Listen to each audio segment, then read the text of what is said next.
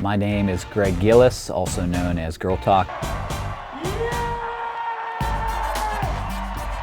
And I'm from Pittsburgh, Pennsylvania. A mashup is when you take elements of different songs and kind of combine them together. I think the most basic form would be taking the vocals of one song and then mixing it with an instrumental from another. And oftentimes it's from music that seems unrelated or seems not connected in any way. And then it's kind of like getting puzzle pieces that don't fit together, and you kind of work them and massage them until they make something that is ideally like a new cohesive whole. I think a big part that kind of goes beyond that is layering a lot of different elements. It's taking a snare drum from one song or a hi-hat from another, and it seems like a subtle thing that you might not even notice, but when you kind of put it together, it gives it a new character. So that kind of ties into the style with the jersey, where it's pulling on many different things and there's subtleties that you might not even recognize, but all kind of works together. You're not doing that just to do it, you're doing it to make a nice new whole. I always thought Pittsburgh was a place where uniquely, you could be into sports and weird underground music at the same time, and that's, something that people are into, or tech and, an old school sort of, blue collar industry. So I think the jersey's tapping into a lot of different elements, and I think that's kind of what makes Pittsburgh, Pittsburgh.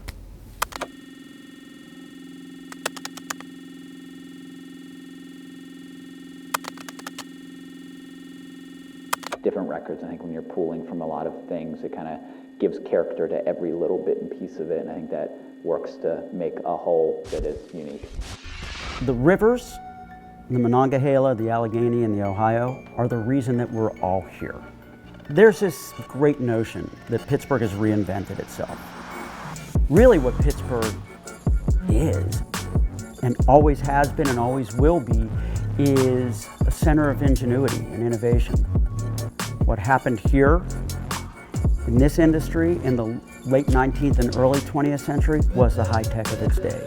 What we're doing now with robotics and biomedical engineering is just a continuum. And all of that is based upon our topography and our relationship back to the landscape and the rivers that run through it. You can't separate one from the other. If you do, you don't have Pittsburgh.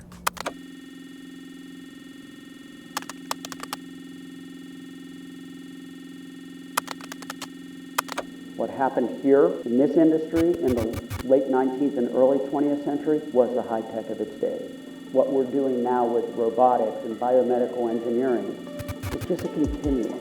Pittsburgh got big with the steel mills. We had the rivers, we could ship it all over. A lot of the steel refineries were here. And so it seemed like after the fall of that, we had a big push to kind of rebuild the city, and it seemed like more of the outskirts kind of cropped up around the city. And so ever since probably the 90s, it's been kind of turning into a tech center.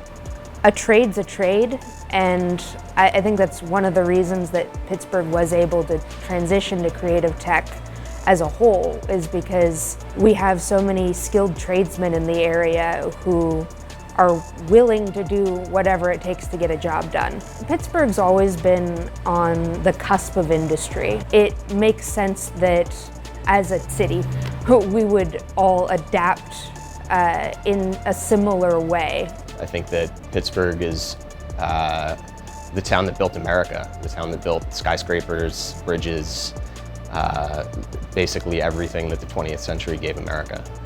That design, to me, feels like that background of just rigidity and strength and foundation.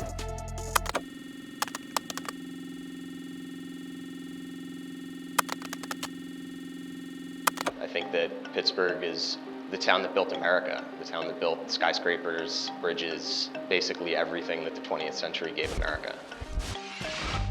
What I love about Pittsburgh is the unity around the colors of black and gold. One of the things that affected me as an artist from Pittsburgh is we have a really close-knit community. For the size of Pittsburgh, the amount of innovators that we've had come from this city that have made a worldwide impact can be surprising, maybe in some circles, but it's powerful, right? What we have talking about individuals that in those worlds are looked at like as the greatest of all time, but coming from Pittsburgh, that mentality of working hard and, not complaining or worrying about if you miss this opportunity, but if you keep doing what you have to do, if you keep being excellent, you keep, striving hard that you're gonna get the success that you deserve.